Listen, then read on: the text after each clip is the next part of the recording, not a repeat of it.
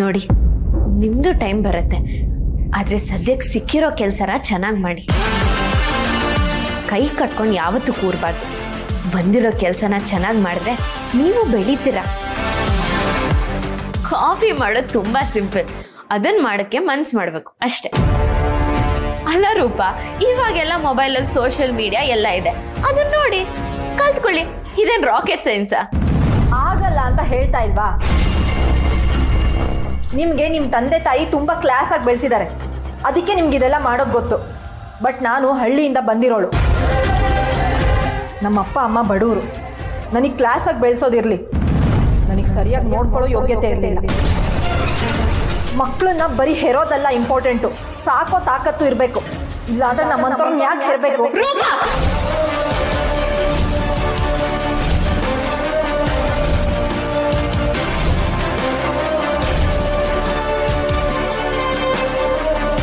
ಅಪ್ಪ ಅಮ್ಮನ ಬಗ್ಗೆ ಕೇವಲವಾಗಿ ಮಾತಾಡಿದ್ರೆ ನಾನಂತೂ ಸುಮ್ಮನೆ ಇರಲ್ಲ. ನಮ್ಮ ಅಪ್ಪ ಅಮ್ಮನ ಬಗ್ಗೆ ಮಾತಾಡಿದ್ರೆ ನಿಮಗೇನು ತೊಂದರೆ? ಯಾರಿಗೆ ಆದ್ರೂ ಅಪ್ಪ ಅಮ್ಮನ ಬೆಲೆ ಗೊತ್ತಿರ್ಬೇಕು. ಅವ್ರಿಗೆ ರೆಸ್ಪೆಕ್ಟ್ ಕೊಡೋದು ಕಲೀರಿ. ಇವತ್ ನಾನಾಗ್ಲಿ ನೀವಾಗ್ಲಿ ಈ ಪೊಸಿಷನ್ ಅಲ್ಲಿ ಇದೀವಿ ಅಂದ್ರೆ ಅದಕ್ಕೆ ಅಪ್ಪ ಅಮ್ಮನೇ ಕಾರಣ. ಅವ್ರು ನಮ್ಮನ್ನ ಬೆಳ್ಸಕ್ಕೆ ತುಂಬಾ ಕಷ್ಟಪಟ್ಟಿರ್ತಾರೆ, ತ್ಯಾಗ ಮಾಡಿರ್ತಾರೆ. ಅವ್ರ ತ್ಯಾಗದ ಮುಂದೆ ನಮ್ ಸಾಧನೆ ಏನೂ ಅಲ್ಲ. ನಾವ್ ದಾರಿ ತಪ್ಪಿದೀವಿ ಅನ್ನೋ ಮಾತ್ರಕ್ಕೆ ಅವ್ರನ್ನ ದೂಷಿಸ್ಬಾರ್ದು. ನಮ್ ಜೀವನ ನಾವೇ ರೂಪಿಸ್ಕೋಬೇಕು, ನಮ್ ಲೈಫಲ್ಲಿ ನಾವೇ ಸೆಟಲ್ ಆಗ್ಬೇಕು. ಇದೇ ಕೊನೆ. ಇನ್ ಮುಂದೆ ಯಾವತ್ತೂ ಅವ್ರ ಬಗ್ಗೆ ಕೇವಲವಾಗಿ ಮಾತಾಡ್ಬಾರ್ದು. ಅದೇನೋ ನನ್ಗೆ ಬರಲ್ಲ ಅಂತಿದ್ರಲ್ವಾ, ಅದನ್ನ ಕಲಿಯಕ್ ಪ್ರಯತ್ನ ಪಡಿ.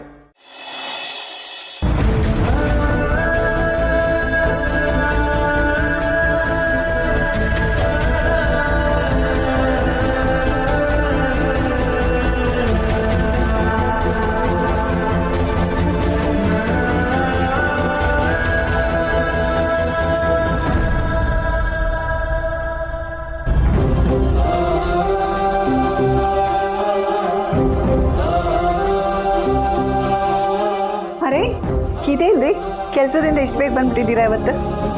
ಅದು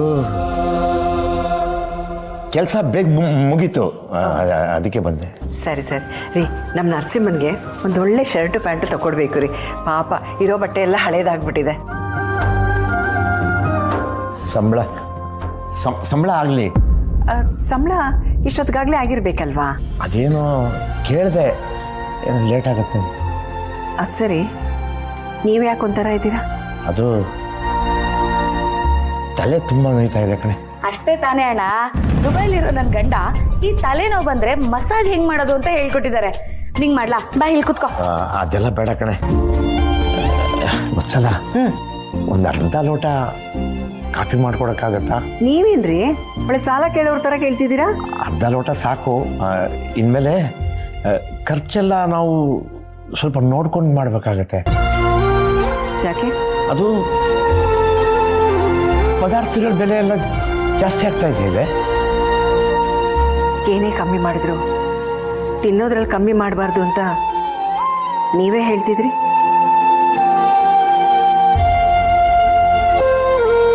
ಸರಿ ಬಿಡಿ, ಕಾಫಿ ಮಾಡ್ಕೊಂಡು ಬರ್ತೀನಿ. ಅಣ್ಣ ಹೋಗು, ಕೈಕಾಲು ಮುಖ ತೊಳ್ಕೊ, ಫ್ರೆಶ್ ಆಗ್ತೀಯಾ.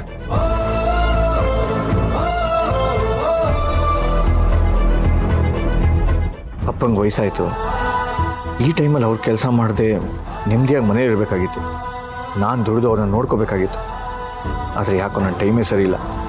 ಎಲ್ಲೂ ಕೆಲಸ ಸಿಗ್ತಾ ಇಲ್ಲ. ಏನು ಮಾಡೋದು ಅಂತಲೇ ಅರ್ಥ ಆಗ್ತಾ ಇಲ್ಲ.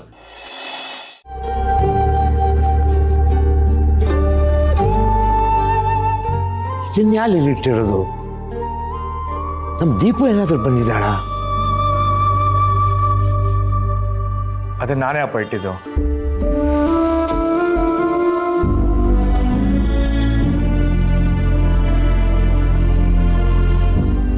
ದಮ್ಮಚ್ಚಿ ತಗೊಳ್ಳಿಯಪ್ಪ.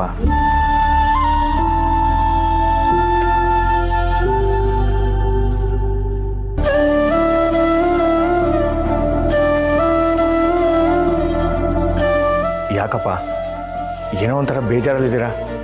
ಏನಾದರೂ ಸಮಸ್ಯೆನಾ? ಏನೂ ಇಲ್ಲ. ಸಂಬಳ ಯಾಕಿನ್ನೂ ಆಗಿಲ್ಲ? ಅದು ಹಾಂ ಇನ್ಸೆಂಟಿವ್ ಎಲ್ಲ ಸೇರಿಸಿ ಸ್ವಲ್ಪ ಲೇಟಾಗಿ ಕೊಡ್ತಾರಂತೆ. ಅಪ್ಪ ನನಗೆ ಯಾವ ಹೊಸ ಬಟ್ಟೆನೂ ಬೇಡ. ಅಮ್ಮ ಹೇಳಿದ್ರು ಅಂತ ನೀವೇನು ಕೊಡ್ಸಕ್ಕೆ ಹೋಗ್ಬಿಡಿ. ನಿಮಗೂ ತುಂಬ ಕಮಿಟ್ಮೆಂಟ್ ಇದೆ. ಈಗ ನಿಮಗೆ ವಯಸ್ಸು ಆಗ್ತಾ ಇದೆ. ಇಷ್ಟು ವರ್ಷ ನಮ್ಗೆಲ್ರಿಗೋಸ್ಕರ ಕಷ್ಟಪಟ್ಟು ದುಡ್ದಿದ್ದೀರಾ. ಇನ್ಮೇಲೆ ನಾನು ಕೆಲಸ ಹುಡುಕ್ತೀನಿ, ಕಷ್ಟಪಟ್ಟು ನಿಮ್ಮೆಲ್ಲರೂ ಚೆನ್ನಾಗಿ ನೋಡ್ಕೋತೀನಿ. ಆಮೇಲೆ ನೀವು ಖುಷಿ ಖುಷಿಯಾಗಿ VRS ತಗೊಂಡು ಇಲ್ಲೇ ಕೂತು ಕಾಲ್ ಮೇಲೆ ಕಾಲು ಹಾಕೊಂಡು ಸಿಗರೇಟ್ ಹೊಡಿಬೋದು. ಇನ್ನೆಲ್ಲಿ ಕೆಲಸ, ಇನ್ಯಾವ VRS?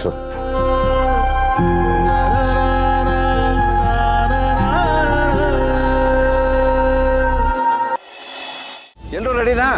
ಇಲ್ಲಿ ಕೆಲವು ರೂಲ್ಸ್ ಇದೆ ಆರ್ಯ, ಸರಿಯಾಗಿ ಕೇಳಿಸ್ಕೊ. ಡೈರೆಕ್ಟ್ ವಾಲ್ಗೆ ಬಿದ್ರೆ ಔಟು, ಈ ಕಡೆ ಅಲ್ಲಿ ಹೋದ್ರೆ 4, ಸ್ಟ್ರೈಟ್ ಹೋದ್ರು 4, ಆ ಕಡೆ ಹೋದ್ರು ಔಟು.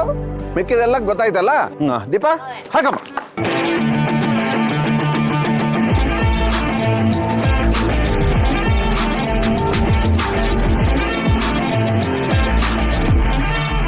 ಆರ್ಯನ ಔಟು. ಇಲ್ಲ ಇಲ್ಲ ಅವ್ರ ಟೀಮ್ ಅಲ್ಲೇ ಇಲ್ಲ. ಹಂಗೇನಿಲ್ಲ, ಕ್ಯಾಚ್ ನಾನು ಒಪ್ಪಲ್ಲ, ನಾನು ಔಟ್ ಇಲ್ಲ. ನಾನು ಒಪ್ಪಲ್ಲ. ಆರ್ಯನ್ ಮೋಸ ಬೇಡ. ಅವ್ರ ಟೀಮ್ ಅಲ್ಲೇ ಇಲ್ಲ ಅಂದ್ರೆ ನಾನು ಫಸ್ಟ್ ಇಂದ ಬೆಟ್ಟಿಂಗ್ ಆಡ್ತೀನಿ. ಬೇಕಿದ್ರೆ ಇವಾಗ ಜಾಯ್ನ್ ಆಗ್ಲಿ. ಆಯ್ತು, ನಾನು ಟೀಮ್ ಜಾಯ್ನ್ ಆಗ್ತೀನಿ. ಈಗ ಯಾರು ಟೀಮ್ ಜಾಯ್ನ್ ಆಗ್ಬೇಕು? ಹಸ್ಬೆಂಡು ಟೀಮ್ ಎಲ್ಲ ಇಲ್ಲ, ಸುಮ್ನೆ ಆಡ್ಬೇಕು. ಅಲ್ಲಿ ನಿಂತ್ಕೊಂಡು ಫೀಲ್ಡಿಂಗ್ ಮಾಡಿ ಬಾಲ್ ಕೊಡಿ. ಇದು ಯಾವ ತರ ಆಟ?